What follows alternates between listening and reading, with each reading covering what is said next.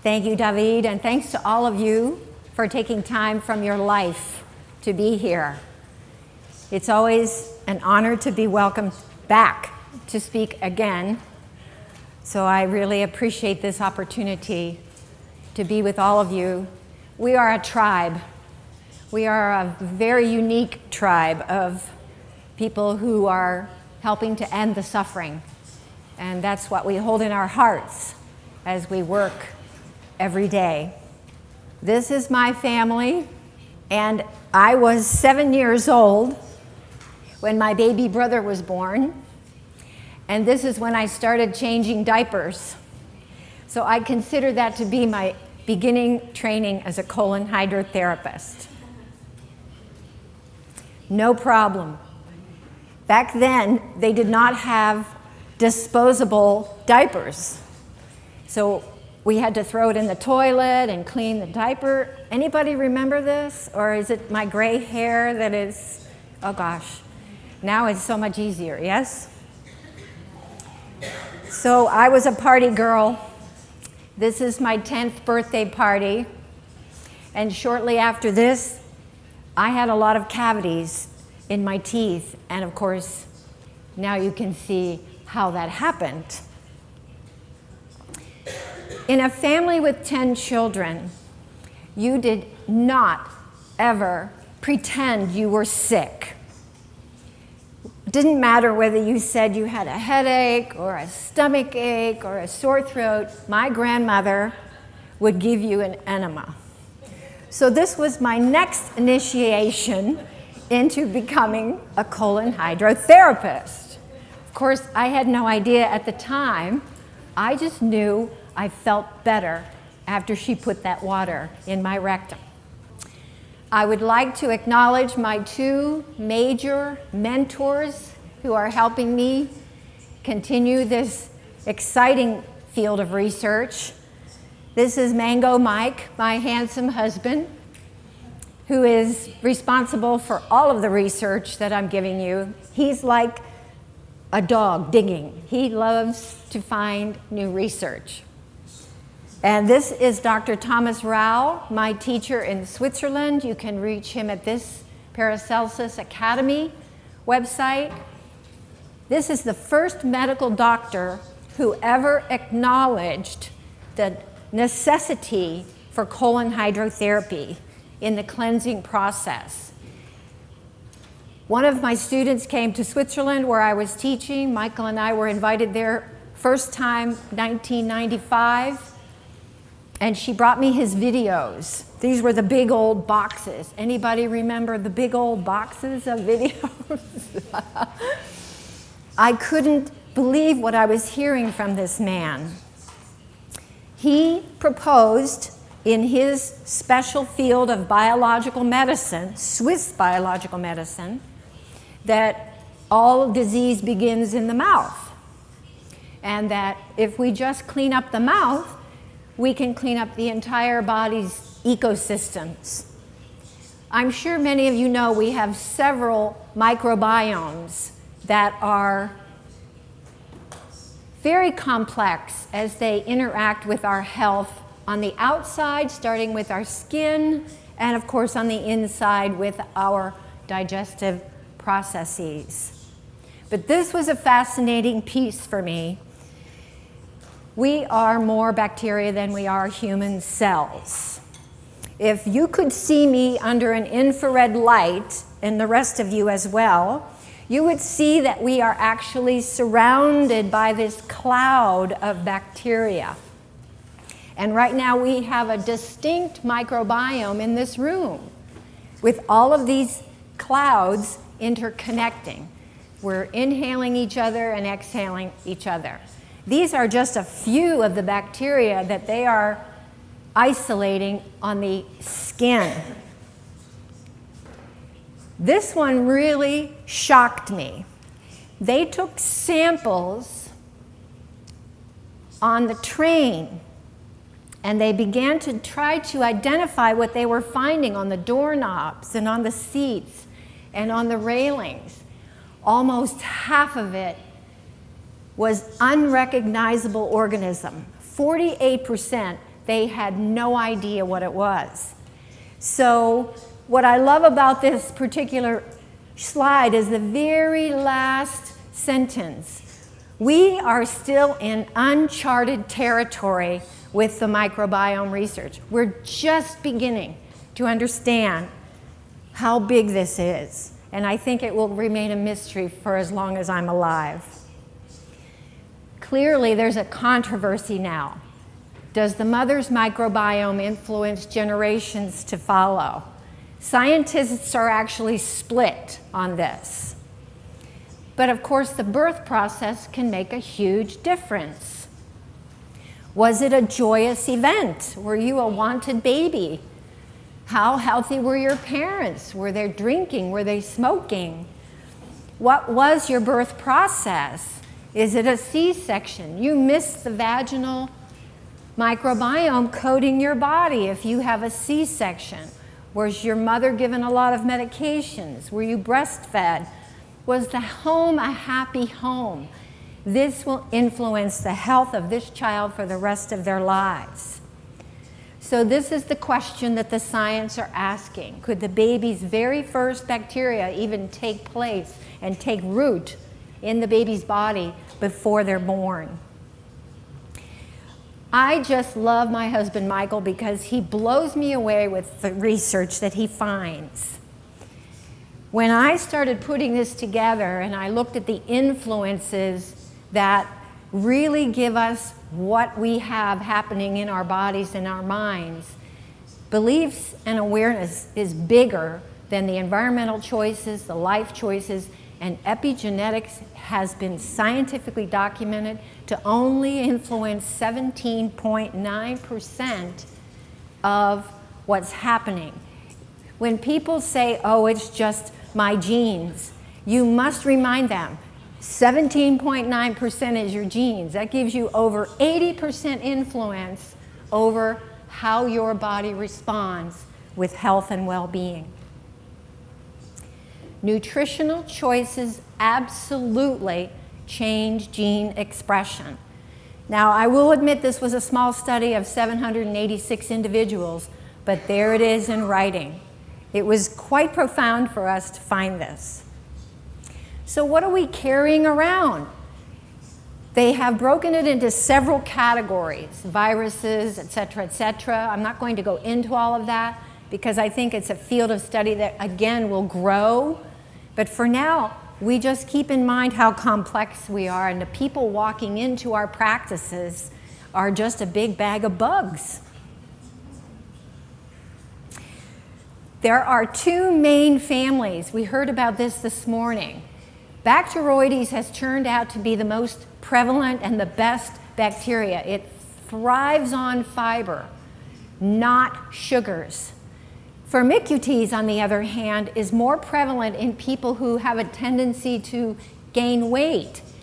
This particular bacteria makes you more efficient at extracting calories from your food. So it can really tip the scale around weight control. How many of you have heard of this research regarding the gut microbiome being a separate endocrine organ, particularly the mesentery? This is something I would invite you to study. It's unbelievably interesting because it's cross-talking with the host. The host means you. So here's what happens. You get all this information in this separate microbiome, this second brain, and it starts traveling up, goes through your heart brain, then to your head brain. 80% of that is happening all day long and all night long, even while you're sleeping. This vagus nerve is the fast track. It's the super highway for all of this information that's going up and down. The bacteria has recently been found to emit an electrical charge. So it's making a signal from the gut up to the heart first and then the head second. And here's what it looks like when you are cross-sectioning the inside. I love this because David showed this earlier as well. So this enteric nervous system is a separate, autonomous, unique system. It has no direct link to your head brain. It has to talk through the autonomic nervous system. It sits between the layers of the muscles. It has more neurons than your brain and your spinal cord combined, but it produces a lot of the same chemicals. And of course, it's secreting immune factors as well as endocrine factors. So this is a very busy nervous system. The vagus nerve is the main communicator. It also speaks to the immune system, then to the cardiovascular system. So the epithelial lining is actually sending signals through the portal vein up to your liver. That's where the endocrine dance is primarily happening. Then if you have inflammation, and I know someone's going to be presenting on leaky gut syndrome, which we'll touch on, this can inflame the endothelium, which is in the inner lining of the villi. What I want you to understand about this is that it's not just dysbiosis. We have all these other endorphins and chemical messengers that are responsible for our joy, our feeling of satisfaction. How many of you have heard people after your colonic session say, I feel so much relief? Yes, this is an important piece of information that's actually a neurochemical process. But what I really want you to understand is that we have a direct link now in the research between gut health and heart health through this process. And of course, it requires lots of oxygen. So let's all take a deep breath. Because we're breathing each other anyway. It's all happening through the vagus nerve. So here's a really simple cascade to look at. Mouth and teeth, upset by processed food and all those candies and cakes and cookies I had as a little girl. This degrades the microbiome. Now you have a challenge in the epithelial layer, leaky gut. That carries the inflammatory signal into the endothelium, which is the lining of this vein and artery.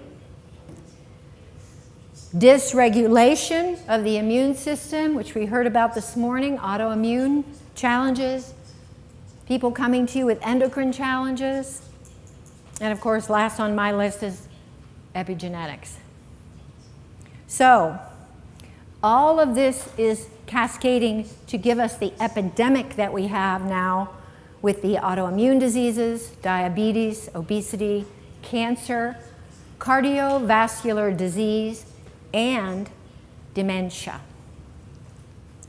So once again, I lean into my teachings from Dr. Rao in Switzerland, because he will say, I don't care what you got, it starts in your gut. When you go to his clinic, the first thing they do is clean your teeth and clean your gut.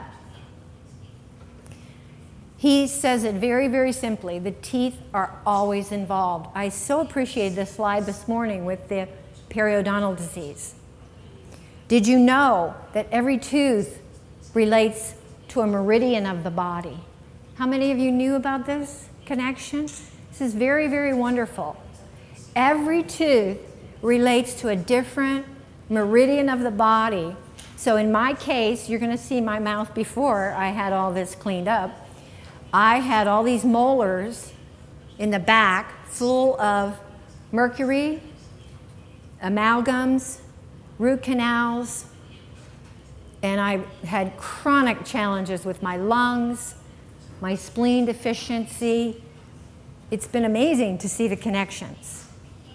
This is Cathy Shea's mouth. By the time she was 16 years old, my mouth was full of amalgams and root canals. And the biggest investment I made in my life was getting this all cleaned up, because this is my mouth now, thanks to Thomas Rao. And of course, my husband, who said, yes, we're going to invest in your health. Because it was expensive, but it was worth it. Honestly, I think he guided me to save my own life, because I had heavy metal poisoning, and none of the medical doctors knew what it was. They didn't even know how to begin testing me for it. So here's what happens. Just like the lightning in the sky can strike a tree or strike something and cause damage, every metal carries an electrical charge. And Dr. Rao talks about the teeth being the shelf for the brain. So we have all this electricity in our brain, neurological patterning, and when we get an electrical field in the teeth, it creates what is called disturbance field, galvanic field. So this irritation can actually affect other areas of the body. It can show up as everything we see every day in our practice. Please start looking in their mouths. Start giving them something else to think about as the source of the potential challenges that they are having. And of course, we're on the forefront of the leaders in the industry, cleansing and rebuilding. And this young man is very animated for a Swiss guy. He always gets up and jumps up and down. We must reduce the toxic load. I've never seen a Swiss guy do that before, but he does it. So, how do we test for leaky gut? They now have a blood test to check for levels of zonulin. This is a protein molecule that shows up in the blood, and if it's high, it's likely that you have altered gut microbiome, and they, of course, have linked this to anxiety and depression. This came out last year with the British Society of Gastroenterology. Zonulin is a protein that modulates this permeability, this interesting connection between the villi. We want tight connections in our small intestine. Leaky gut is a small intestine condition. So if those villi have gaps, then bigger molecules are going to get in. And that's what upsets this gut-brain axis. So once again, we have this communication highway between the vagus nerve, with the vagus nerve taking information from the gut up to the heart and to the brain. So, everything centers around gut functions, whether it's leaky gut, metabolic syndrome, high levels of cortisol in their saliva. Anybody testing for cortisol in their saliva? This is crucial, crucial. If cortisol is not properly balanced throughout the day, you should be collecting 4 times throughout the day because it has a very beautiful circadian rhythm. If it's too high at night, you'll be awake all night. I had this problem going on for a long time. I thought it was menopause. I think maybe it was, partially, because when you're in menopause, you're under more stress, okay, just naturally. At any rate, this is a very big marker for digestive upset, because if cortisol is upset, so is digestion. We have an epidemic of this pre-diabetes, insulin resistance. The receptors are not connecting. When cortisol goes up, left brain function goes down. Now we break a nail and it's like the end of the world. Or, you know, the cat gets out of the house and we're screaming at the children over this minor thing. So the right brain emotional centers take over, and we cannot go back into logic, linear thinking, and see that it's not that big a deal. Inflammatory cytokines go up, toxic load goes up, and then you have this vicious circle, just like this. So we have internal stressors, which we heard about, the endotoxins, and the external stressors, the exotoxins. So it all starts with inflammation in the gut, can be caused by food sensitivities, certainly medications and many other toxic substances in the water. So now you have leaky gut. You cannot absorb the nutrients well. The liver becomes stressed in stage 5. And then this is the big one, because you see this during your colon hydrotherapy. The liver begins excreting toxic bile. This goes back into circulation and burns the villi in the leaky gut again. How many of you see big surges of bile when you have clients on the table doing colon hydrotherapy? These big surges of like neon green and gold. It's always a good thing. Always a good thing.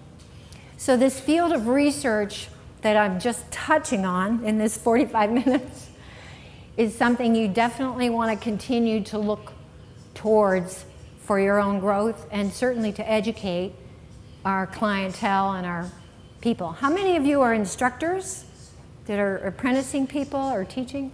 Great, wonderful. This is going to be important to add to your curriculum. Send them to YouTube. Watch this piece, because this is right up to date. So it started back in 2008 with the Human Microbiome Project, and these were all the countries that were involved in this incredible endeavor that was worthy of the millions of dollars that they invested. And Wall Street Journal actually did a big expose on this. Right now we have over 103.4% increase in investments. Billions of dollars are being invested in this research. We now have the wherewithal and the funding available for us to move forward with this. This is as of January. There were 120 companies investing. I think by now it's doubled. Kudos to Australia, my colleague Sue Wilson. They funded a beautiful center at St. George's in Sydney, $4 million by the federal government. This is gigantic. It's not just the private sector. We now have governmental funding coming in, which is a very wonderful thing. This piece of research talks about how the microbiome influences autoimmune diseases elsewhere in the body. And this is what the doctor was talking about this morning. There's a unique microbiome in every joint of your body. It's fascinating. So again, he linked it to lupus, MS, psoriasis, and of course, these mood and emotional challenges, schizophrenia, autism.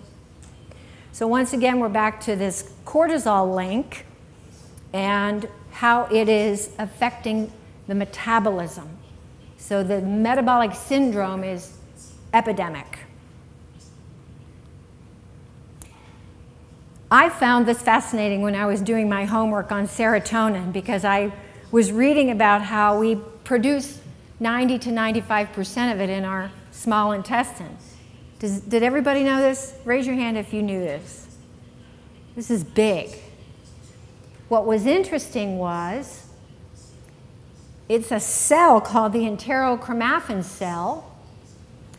And entero, of course, relates to the gut. Chromaffin relates to the chromium salt reaction shared by chromaffin cells in the adrenal glands. Now you understand this link between cortisol and the gut functions. They also found that this cell is regulating bone density. So as a woman coming through menopause out the other side, it wasn't about taking drugs to try to strengthen my bones. It was really about reducing stress and making sure that my serotonin levels were stronger. So I have a dream that we would be doing some other studies like David is doing. Congratulations, this was fascinating this morning. Wouldn't it be great if we could take blood and check serotonin levels before and after colon hydrotherapy series? I'm going to ask my colleagues here from the Caribbean to try this and see what they find. Because there's a medical doctor in our midst that's a very wonderful, open-minded person, and his beautiful wife is here. Thank you for coming. I met them in Florida, and now they're here. Please talk to these people. They're brilliant. Oxytocin, the bonding hormone, healthful longevity, linked to the microbiome, cancer. Immunotherapy is the latest in America. Is it big here? It's really big as a way to manage cancers. But here's what they found in some of this research. If your Bacteroides wasn't strong, the immunotherapy wouldn't work. If you had too much Firmicutes, remember that one that causes obesity? The immunotherapy wasn't as effective.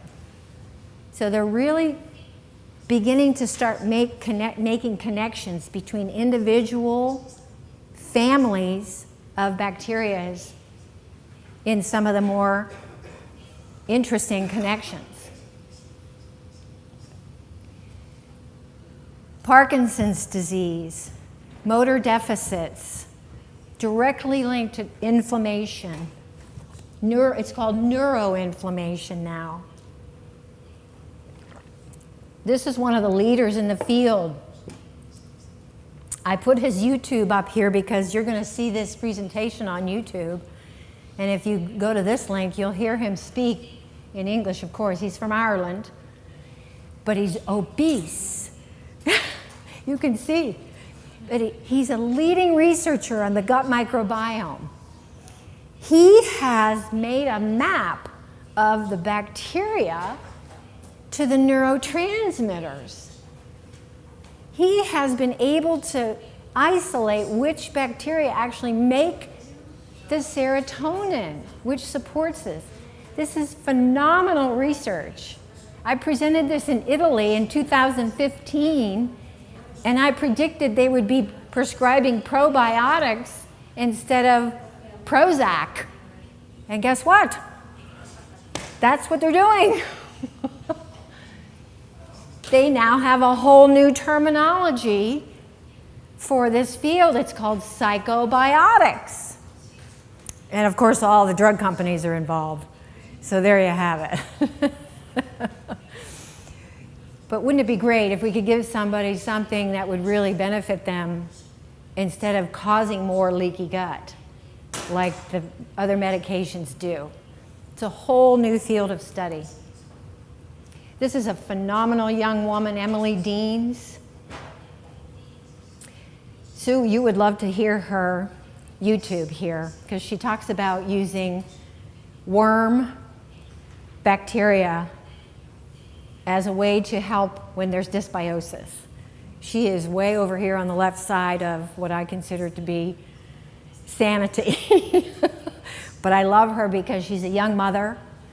She is researching toddlers, junk food, because she has children. So these women are just remarkable for, changing the contemporary mental health challenges, starting with the children. This is a Dr. Emran Mayer from Germany originally. He's now at University of California in Los Angeles. He's the leader when it comes to the autistic connection and how gut processes and emotions regulate health while we're sleeping. I don't know about you, but I just find all this so fascinating. Another beautiful woman, young mother, she sent me 2 people to train. She has a big clinic up in New Jersey, and she's part of the Functional Medicine Network. Anybody know this? Functional Medicine is a global organization, Functional Medicine Institute. They have a beautiful certification program that you can also take, and she's one of the leaders there. She did a free webinar last September, a year ago, on the gut-brain connection and helping heal the children. This was one of my favorite clients because she always wore very, very cute socks. When I teach, I have people come in from my community to work with my students. And it's always fun to see how they interact with these strangers after working on me and one another, of course. And this woman always delivers huge releases.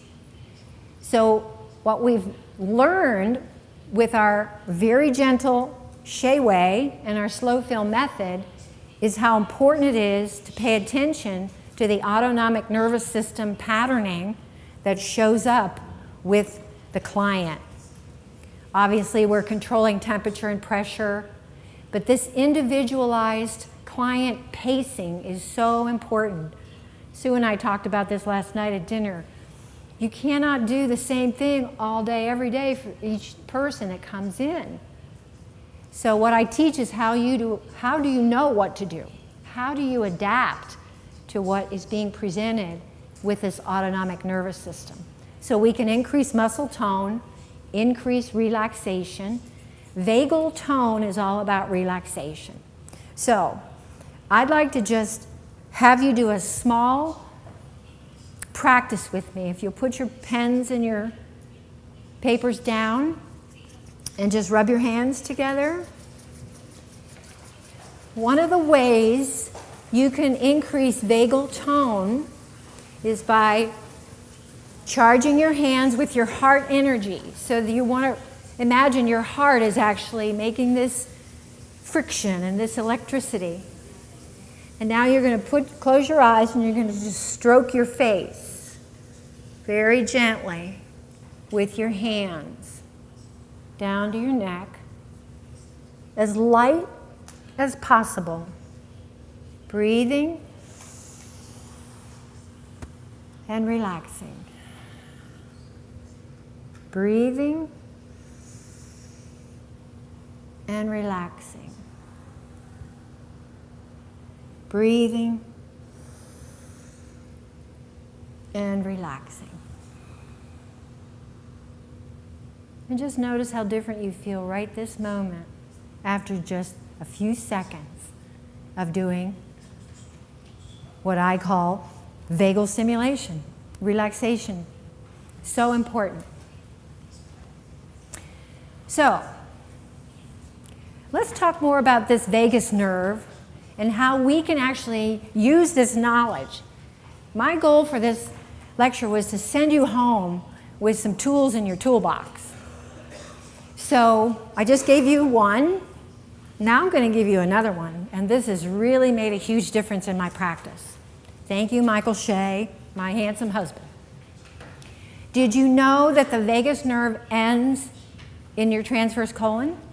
How many of you knew that? Oh, bravissima. Now I'm speaking Italian, because from here I go to Italy. Germany, Spain, Italy. It's good life. So you can actually touch this point while you're on the empty cycle, and you can see some profound changes in these clients' responses. So how do you find it? You're going to use the client's right hand, 3 fingers close together. The ring finger is going to go in the umbilicus, so there you can see that there's this diagonal line toward the spleen, right? And right here where that third finger is a very close approximation. I love that you're trying this on yourself right now. This is great. That's a very close approximation of where you'll find Cannon's point. I think it was discovered by Dr. Cannon, and that's how it got the name. Sort of like the sphincter of Odie. That was Dr. Odie. And the valves of Houston. That was Dr. Houston. So, in the second half of the session, after you've been successful in getting water in and you've noticed vagal tone is coming up, they're starting to relax. How many of you have people go to sleep during your colonics? That's the highest compliment, because now you know you've really activated the vagus nerve. But if you still have challenges with some of these people and they're not able to relax, you can have them touch this point or take their own pulse. When they take their own pulse, you have two pathways that open up. The first one is the connection with the heart. What could be better than that? Nothing. And if they can identify how the heartbeat goes faster on the inhale and slower on the exhale, this will take their mind off their problems, because they come to us and they tell us all their stories, right? How many of you have heard this sentence? Oh, I've never told this to anybody before. So we hear the secrets, right? And of course, it gives us a chance to open our hearts and be present and hold that in our hearts. Because we're not there to fix anybody. We're certainly not there to engage them in a psychological conversation, unless you're qualified to do so and it's in your informed consent. So how do we simply hold the space for them to share what they are sharing while they're noticing their heartbeat, and something might emerge, because we all hear these revelations. And how can we be the ones who are present for these revelations and allow them to share with no judgment, no advice? I think the hardest thing I do is keep my mouth closed during the treatment session, because I think I know what somebody else needs.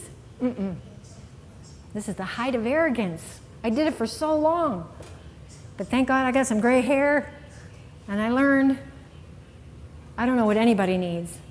Half the time I don't even know what I need. So, some other tips that you can take back with you. I'm sure you all know about the value of bone broth, coconut milk, avocado, olives, all these good fats that most people are really not eating. There's still a lot of misinformation around fats in the diet, but this fat is what heals the gut lining. And it is not bone broth in a can of powder. That is not bone broth. If you want to make bone broth, you go to the butcher and you get clean meat bones. And if you're vegan, you have all these other choices here that are not animal-based. And of course, the daily probiotic with a minimum of 30 to 50 billion organisms. I was grateful for David's recommendation to you. I noticed it had 18 different strains in it. This would be important. Mine only has 10. So you're ahead of me, David. This was a piece that I picked up from functional medicine. Do you all see Dr. Oz over here? No? Okay. There's an American doctor by the name of Oz. They call him the Wizard of Oz. And he has a television show where he's educating people, and he very often will talk about cleansing. And he created a 3-day cleanse with just vegan food and a lot of smoothies and water. And he started to checked the microbiome through the fecal samples, the stool samples. And what he found was during this 3-day cleanse, there was this huge spike in the Bacteroides, which is really what we want, the enterobacteria, which is also what we want. So cleansing allowed for the gut microbiome to kind of balance itself. It was fascinating. How many of you know about Saccharomyces boulardii? Okay, this is the only friendly organism I'm aware of that is antibiotic resistant. So if somebody has to take an antibiotic, you want to look for this organism and see if they can find it. I think it's well distributed throughout the world. I've been seeing it in every country where I go. And it's very, very valuable for protecting the microbiome while you take the necessary antibiotic, because sometimes it's necessary. And of course, this is a great article about the long-term impacts of antibiotics, which the doctor covered this morning too. Anybody seen this book? It's in German and in English right now. It's an excellent book. I hope she'll translate it into Spanish. It's remarkable. This is a liver tumor out of a cadaver. Cancer immunity is definitely influenced by the microbiome. This just came out in May. I'm going to go through this quickly. I have about 3 minutes left, and I would like to have an opportunity to take questions. We've talked a little bit about the risk of cancer, but we also want to talk about the recovery of cancer. How many of you are using ozone? Sue, doctors? Good. This is the anti-cancer remedy for sure. If you don't know about it, please see me after. I'll be teaching about it in Germany in November, because it's so simple to put it in rectally. And you don't have to do a colonic first. Inflammatory bowel disease, gut microbiome. This is directly linked. They found the molecule that directly links the challenges with people that have ulcerative colitis, people that have Crohn's disease. Very interesting. Here's the toxin, microcin B17. This is about a year old. Here's another piece that I found fascinating because they used women in the research. Yay! Most of you know that the drug companies test everything on men, but then they prescribe it to a lot of women. So this is why we have so many women that are sick for one reason or another. But this one was specific to women and arterial stiffness. And of course, the microbiome is the key player once again. Did you know that your microbiome is helping you metabolize sugars and convert glucose properly and give you the strength you need to be fit? This was the piece that my husband just gave me. Look at the date. This was just a few weeks ago. These microbes have an electrical charge. That just made perfect sense to me when I put together the vagus nerve situation and the traveling of the electrical charge. I think, but don't quote me, they're going to find that that's the connection between the gut brain and the head brain, is this electricity. For now, all they're talking about is using the sewage to power electricity in your home. But you know, they're always looking for ways to make money.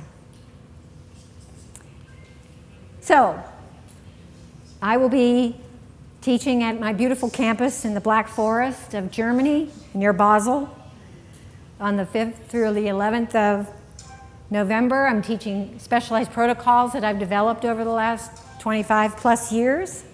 I would invite all of you to join me. It would be an honor and a privilege to have you there. I only take 4 in my groups, and we already have a colleague coming up from South Africa. I've trained people in 32 countries, and it would be a great honor for me to add Spain, make that 33.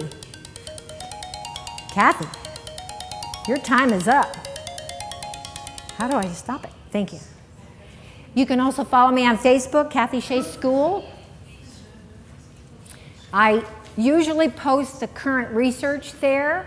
So if you're on Facebook, please friend me or like me or whatever it's called on this page. And you can go ahead and keep up to date. And I'm including some wonderful links here, including my Dr. Thomas Rowell, who has a video that I took last year where he stated emphatically that colonics increase the parasympathetic activity. And I honestly think that's the greatest gift we can give people. When I'm on the airplane and people look at my books and they ask me what I do, I used to say, well, I'm a colon hydrotherapist, but they didn't know what I was talking about. Or if they did know what I was talking about, they kind of turned the other way. So now, you know what I say when they ask me, what do you do? What are you reading? What are you studying? I tell them I teach people how to relax. Because that's really what we're doing. We have the potential to increase vagal tone, get that parasympathetic system awakened, and what greater gift than relaxation? Thank you all very much for your attention.